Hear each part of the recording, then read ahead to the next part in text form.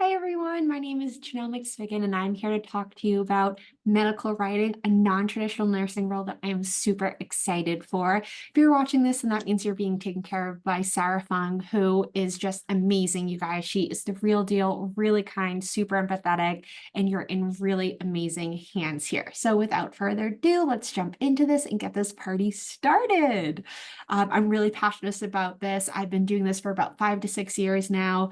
And before this, I was really burnt out at the bedside, like so many of us are. And medical writing has really changed the trajectory and really invigorated my feelings about nursing and healthcare and everything like that. Because the beauty of nursing is that there's so many different niches that we can just sort of dive into, medical writing being one of them, and medical writing in itself has so many other sub niches as well. So if you're feeling lost, if you're feeling like, you want to leave the profession or you're dreading going into work, I think that medical writing is a really great place for you to maybe reconsider doing a shift in perspective, in career, because there's so much space for all of us in this, you guys. And it's a really lucrative, just fun place to be.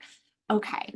So who am I? Why am I talking to you guys today? Why am I here? So I've had some bigger clients. I've had a lot of clients over the years, and I've had a lot of different experience with different deliverables. So I think it really helps when I talk to people because I'm not just in one niche. I've had a lot of different areas of expertise. It's like when a nurse does ICU, med surg, neurology, OR, and she has a very broad understanding of the clinical aspect in nursing overall. That's kind of what makes me a great person to be talking to you guys today. So some of my bigger clients include Medical News Today, Haymarket, Study.com. I've worked with pharmaceutical giants. Can't say the name because I signed a non-disclosure. And then I've also worked with really small, like mom and pops, podiatrists that are running their own blog. I've done uh, blogs for like vitamins, stuff like that as well. So it really ranges. And I'm just here to show you that, like nursing, there are so many different faces to medical writing. So it's a really fun spot for people to be in. So these are just some of my clients. Not even all of my clients can fit on this slide. So this is one of the biggest questions I get asked over and over and over again. And to be honest, I also didn't know what health or medical writing was. And there is a slight difference in those terms for this presentation. I'm going to use them interchangeably because we're not going to get into the nitty-gritty of it. So if you don't know the difference, or if you've never heard of this term, that's totally okay. I've never heard of this term until I got into it. So that's not necessarily a barrier for you guys to enter. So a health or medical writer is a paid writer who researches, drafts, and writes deliverables. Deliverables is just a fancy word to say like a thing that you write, like something that you pass in. It could be a blog, whatever. And they do it on health or medical concepts. So I was saying there's tons of sub niches to this, and we'll get into that in a minute. I don't want to confuse you guys too early. I also want to note that some are more creative and some are more technical. So if you're like, oh, I don't know, I never really loved writing essays. I was never really like a writer, but I really enjoyed like art classes, drawing. You actually might be surprised that some of these deliverables are more creative, like infographics and everything like that. So you don't have to be of a certain type of mindset to thrive in this like little pocket of nursing, which is what I really love as well. So like I said, some are more visual art deliverables, and some are more like technical medical jargon, academic ones, which I mean, I kind of go back and forth with. The important thing to remember is that you don't like necessarily have to be pigeonholed in one area. So you can kind of like try something on. If it's not for you, you can just like hop on to the next deliverable, which is what I spent many years doing. Editing is also a close companion to writing. So that's when you just kind of go through and you make sure everything is like accurate, all the sources are good to go, everything like that. So editing and writing, they're kind of like pals. And if you do one, you usually do the other. I do both as well. So when you open the door to writing, you also open the door to editing as well. So it's kind of like this dual market that you're kind of like diving into. I love this, you guys. What can you write? So when I first figured out what you could write, my mind was like blown. because I went from like never having heard of this to being like, oh my gosh, you can write literally everything, like everything you can write. So the most common deliverable for most people are blogs. That's like when you Google, why does my head hurt? And something pops up from like Mayo Clinic or Cleveland Clinic, something like that. WebMD is another one. They've really turned around their editorial process as well. You can write nursing curriculum. I know there's a ton of amazing Canadian nurses. You guys probably haven't heard of the NCLEX, but I think you guys do take some sort of like an accreditation test, but any sort of tests, they have to be written by someone. All the practice tests, continuing medical educations. I love writing those. Any advertisements that you might see on the TV or on a billboard or in a magazine, all of like the safety data at the end of that, all of the package inserts for every single medication. You can ghostwrite books for physicians. You can do news briefs for clinicians that don't have time to look at the research themselves. So they're looking for someone that knows what they're talking about to just summarize it in like 300 words. Regulatory documents, that's when you're looking at a medication and you're requesting approval for the regulatory body. In the United States, it's the FDA. In Europe, they have a different body. In Australia, it's also different. I'm not quite sure what Canada uses actually. But either way, there's a very strict code that these medications have to go through, and there's tons of writing involved in that. Every step of the way, you need to have a medical writer. Policies and procedures for standard operating, like medical procedures in hospitals, facilities, everything like that. Even job descriptions, services for facilities. So like med spas, social media posts, which I just got into. I'm now writing Instagram posts, LinkedIn posts for like apps for like one is like menstrual tracking and one is for mental health. So see how we can take these deliverables and then we subcategorize them into different niches as well. So that's how you can start to really splinter off and start to see how wide this field is. You can do websites, landing pages, another kind of like fancy way of saying a website. I won't get into it now. I've written those as well. You can either do those for like pharmaceutical companies, for like nursing executives. Everyone these days really wants a website. So this is another really great field. You can do medical device brochures, clinical research abstracts, or you can write the entire clinical document, the research journal, magazine articles, medical textbooks, posters for conference. Those are for those like really creative souls that really want to have like a visual aid next to their work. So see how they're, and this is just like the tip of the iceberg. I could have kept going, but I ran out of room here. So once you start to kind of like figure out like to start to look for these different deliverables, you'll start to see them everywhere. Even every single email that you've gotten from like a hospital, a PR, like a vitamin company, a health shop, those all need to be written by someone, and that someone is a health or medical writer. So it's huge. And then you think that you're not limited to your geographical borders. So I have clients, I actually have like 3 clients in Germany, which is super random. I have clients in Singapore. So it's super, super broad. The market is huge, you guys, which is like the most exciting part for me. This is another huge question, and I love chatting about this. What are the requirements for medical writing? They're not as crazy as you would think. For such a big market, they're more interested in the fact that we have clinical experience and that we have an amazing degree to back it up, that we really don't need like a degree in journalism or anything like that. We just need to be able to write, and then the rest of it is our like clinical science background. So you have to be able to write a 5-paragraph essay with an introduction and conclusion, but honestly, these aren't written to a college, like a college level. These are actually written to a middle school level. Like usually it's like a 5th grade to a 7th grade level, because that's what the average person can read and understand. So you actually don't want to write above that because no one's going to read it. So you don't even have to write these crazy sentences or crazy paragraphs. They actually don't even want crazy sentences or crazy paragraphs. They want short paragraphs of like 3 sentences in short sentences, of not a ton of words, not a ton of like crazy clauses. So if you don't know your comma rules, you really don't have to.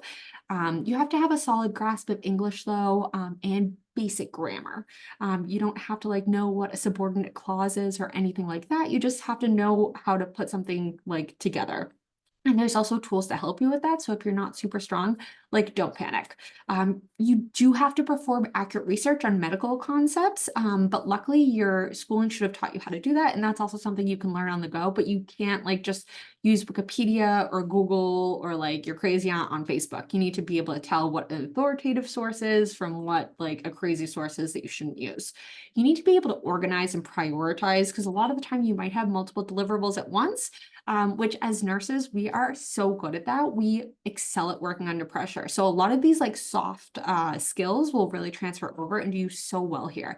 You have to be motivated because a lot of time you're working on your own. So you won't have a boss like directly overhead watching you. You just have to get your work done. So if you're someone that like really struggles to work and you just, don't want to do it, this might not be for you. And that's okay. You have to be able to see like the big picture because you'll be combing through a lot of data points and you can't include them all, right? Because it's our job to like kind of filter that. So you just need to make sure that you're seeing like the big picture and you're packaging it up in this cute little bow and sending it to your client. I think that's it for this one. I love this one too, you guys. Do you need additional training? No, medical writing is an entry-level position for nurses. You guys, you don't need any additional certifications. You don't need an alphabet soup next to your initials. I think that nurses get so bogged down in, I need more school, I need another certification, I am not worthy, we are just nurses. And I'm here to tell you that it does not matter. I was just talking to a medical director who has been in it for like 30 years. She only had an associate's degree in nursing, you guys. She did not even have an advanced degree. And she was like the highest of the highest in her career in medical writing. What is more valued is the fact that we went to school and that we worked on the floor. So these are actually direct quotes of people that I had really recently to just back up this information. I love sharing this. So I had a discovery call with someone that I was going to be writing social media posts for a psychology app. And they said, you're a nurse, you've worked with psych patients before? You've done both? Like she like actually couldn't believe it. You're exactly what we're looking for. And she must have said it like 3 times. You're exactly what we're looking for. So that was like great to hear like that affirmation again, that I don't have an additional certification. I do not have any journalism degree. I don't have an English background. I'm just a nurse. I do have a master's degree, but I was doing this already with a bachelor's degree and I started nursing with an associate's degree. So if you have an associate's degree, like, yes, you do you. This was another one that I was talking to an older gentleman. He was a medical director. So he's been once again in it for like 30 plus years. He's actually retiring. So like he's at the height of his career. And he said, be proud of your bedside experience. You have something that no one else has. You will be a valuable member of any team. You've lived it. You have known those codes, no one else has. So just to reiterate how valuable we are in this field, if you ever feel like you're less or you're not being listened to on your floor, or people are just taking advantage of you day in and day out, it is not like that in here. So if you're burnt out, if you're tired, if you need something else, consider medical writing because they are so excited to hear from people in the life science, like background health science, especially if you have bedside experience. And you don't necessarily have to be working in your therapeutic area. So I've written in oncology. I'm not an oncology nurse, but I've studied it. We're all generalists, right, at our core. I've studied labor and delivery. I've never worked in a labor delivery before, but I understand a lot of those concepts, and a basic like refresher will bring me back to that. So don't let that hold you back. You can do this. You can do this. If I did this, you guys can do this. So how does it work? So there's 2 different models for writing. You can choose whatever one you want. This is the other thing that I really like about writing. It's kind of like a choose your own adventure, especially with owning your own business or being an employee. So those are the 2 sides of it. So the first one is you're an employee working for someone else. So you just apply, you get jobs as a writer after you build a portfolio. A portfolio just means that you have 3 to 5 of your best works ready to show. That's all. As an employee, your benefits are provided. It's less flexible. You're not your own boss, but you're just kind of, it's similar to being a nurse. Yeah. So then as a freelancer, you find your own clients. you negotiate your rates and your contracts. These can be long-term or short-term. You're responsible for your own benefits, but you get total flexibility. There is no right answer. There is no wrong answer here. I chose to be a freelancer. That's a personal decision that I chose. I think that you just have to do like a lot of self-reflection. It's also important to remember that you don't have to choose just one and stick with one. You can go back and forth. So if you try freelancing, if you really don't like it, then you can just go back to being a worker.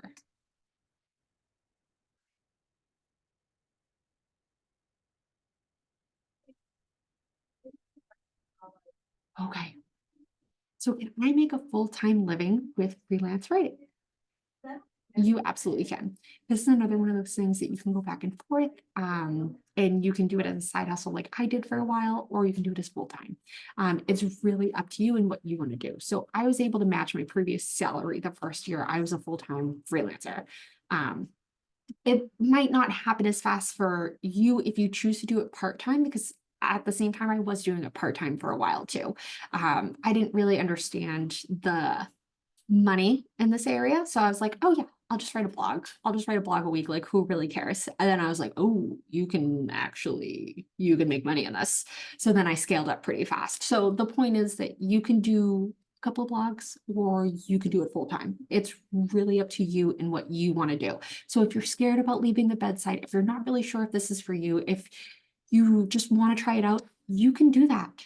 You can do whatever you want with freelance writing, which is the beauty of it. So just get one client, write one blog a week. It would take you maybe 5 hours.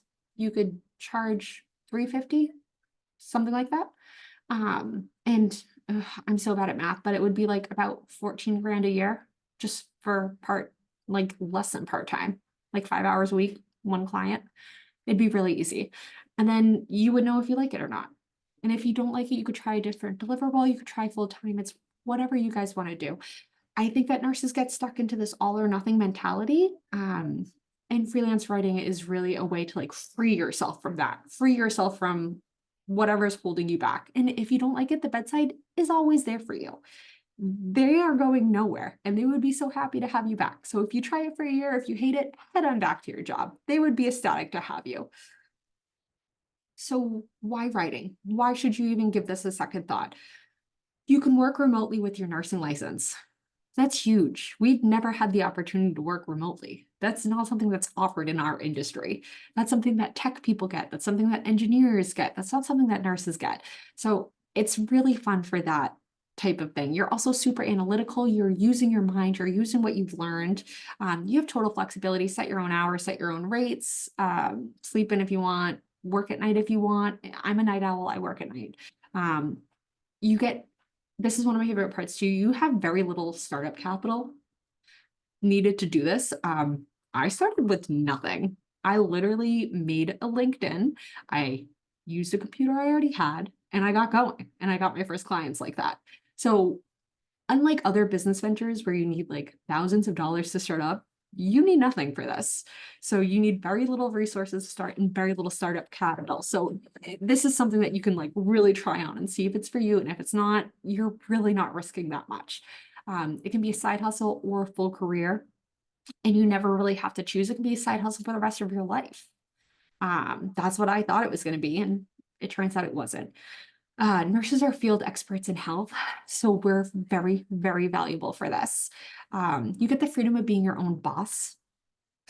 I think that's huge. I was so excited to be my own boss. I gave myself so many raises. I still give myself so many raises. I'm like, good job, Janelle. And I give myself many days off and many breaks throughout the day.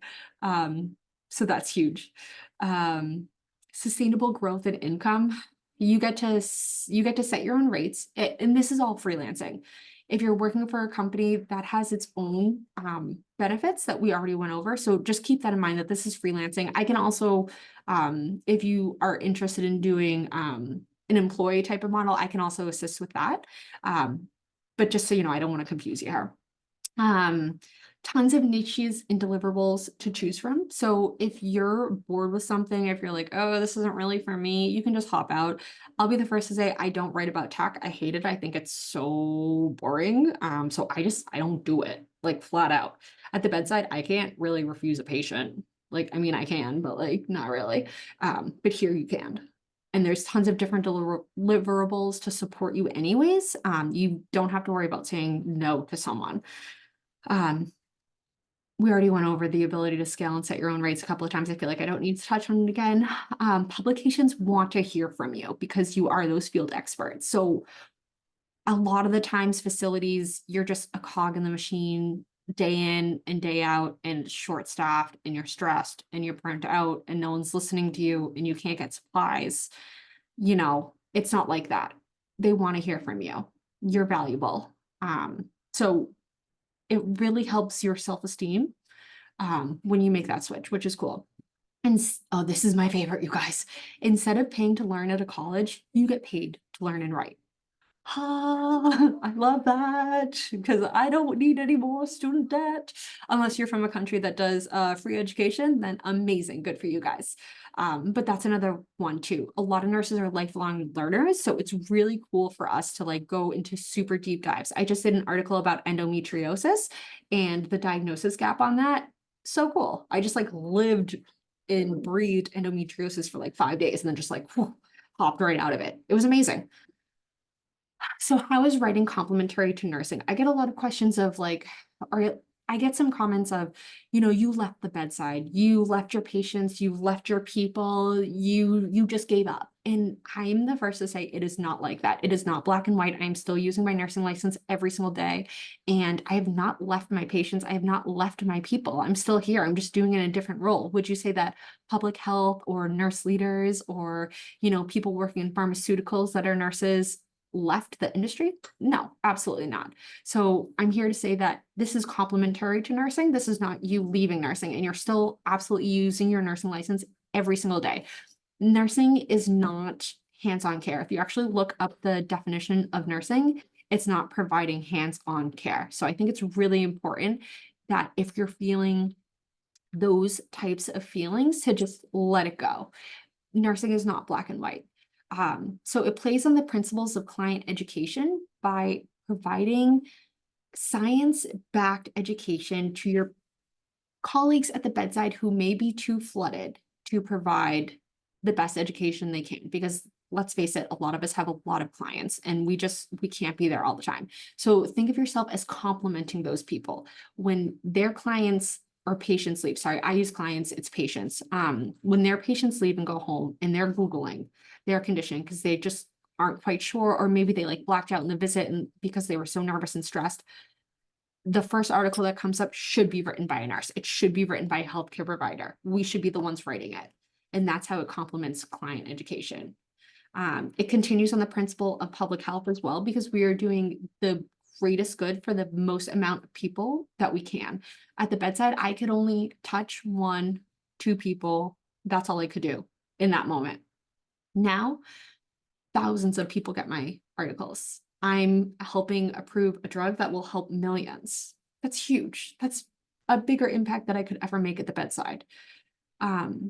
So don't think that you're doing less. In a way, in some ways, you're doing more. You can work within a niche or transfer to another niche or deliverable the same way you can transfer to a different floor. And so many nurses, like I said, are lifelong learners, so it really plays into that. And it just takes bedside nursing to another facet. Like I said, we're not black and white. Not every nurse is an ICU nurse or a med-surg nurse. And if you are, that's amazing. We need those people, but not every single person is made from the same mold, and that's okay. So this is just the complementary. It's another facet. It's another way that we can help our people. We can help our colleagues. We can help our patients. So another huge question I get is, how do you get started? A lot of people are really confused and they don't really know how to start. So remember, I didn't know what this was. I didn't know what I was doing. And now this is what I do for my job. So don't be like so bugged out. So you start by picking your niche. What do you want to write about? What deliverables might interest you? It doesn't have to stay set in stone. So don't like get super overwhelmed by this. I help a lot of people figure out what their niches are because there's so many. And the reason why you just want to pick a niche is because you want to create a portfolio of work that reflects your niche, because that will help you find a client. And it helps show your client that, yeah, I can write in this because that's what my portfolio is. So if you want to get into blogs, get a portfolio of 3 to 5 blogs, show it to a client that needs blogs. That's pretty much it. Creative writing resume. Sarah is amazing at this, you guys. If you're looking for help, she's like 5-star gem with this. She has so much experience and such a track record of success through her testimonials. So if you're confused about what a writing resume is, reach out to Sarah. She's great with it. So those are the 4 steps, and be persistent. Don't give up. Like with nursing, your first job, it was kind of hard to get. That's what it'll be like with medical writing too. You might get one right away, and that's awesome. But you might get some pushback because you're starting in a new type of job. It won't stay like that forever, but just, I don't want people to give up too early, because we need nurses, we need writers, and there are so many people that will be delighted to hear from you. But you just kind of have to wade through and figure out like where those people are. That's all. Same thing with finding your first nursing job. So those are the 4 steps. So how can I help you guys? I love helping nurses leave the bedside. Like I said, I was super burnt out, didn't know what to do, and just felt so taken advantage of and like so hopeless, you know what I mean, for our profession. So medical writing definitely has brought life into me. I'm super excited about it. So I want to help other people be excited about our profession again. I also think that medical writing should be done by healthcare professionals, as so many other people think in the world. So I am delighted to help other people in their path. So if you're curious, I'm super friendly. I am always answering questions on LinkedIn. I'll have that information on the next page, but you guys can give me a follow on there. You can email me. I'll have my website on the next page. The best way to like learn more, and my most like comprehensive package, is definitely the Writing Academy. It has 3 workshops, the lessons. I think it's like 300 pages of like comprehensive lessons. I do like coaching to support you guys, because like I said, I know that it's a transition, and I want to make sure that everyone knows that they're not like alone in this journey. I also do coaching sessions. I sell the different workshops individually as well. Try to work with everyone in their budget too. I think that's really important. I do like portfolio help. If you're like, what the heck is that? I can help you. For people that are like on a super budget too, like I said, I so respect everyone's budgets, you guys. I have a free weekly newsletter that comes out that I send tips straight to your inbox. And I also have a free podcast coming out. It's non-traditional nursing, uncharted practice, that I'm really excited about. So like I said, if you guys have any questions, reach out to me. I can help you do all these things, set your rates, how to write, research, edit, scaling. Guys, imposter syndrome, it sucks. I can help you with that. I get those type of questions all the time, and it's all just about mindset shifts, because nurses are amazing. Every one of you is great. So do not forget your value in that. So you can find me on LinkedIn. It's Janelle McSwiggin. So take a second to write that down. You can message me, let me know that this is how you found me. Like I said, super friendly. Willowbarkwriting@gmail.com. That's my writing company. So shoot me an email, and you can find all my resources at willowbarkwriting.com. Guys, thank you so much for being with me for this presentation. Good luck, and I really hope that you find your place in the nursing and healthcare world. All right. Have a wonderful day. Let me see if I can exit out of this. Bye.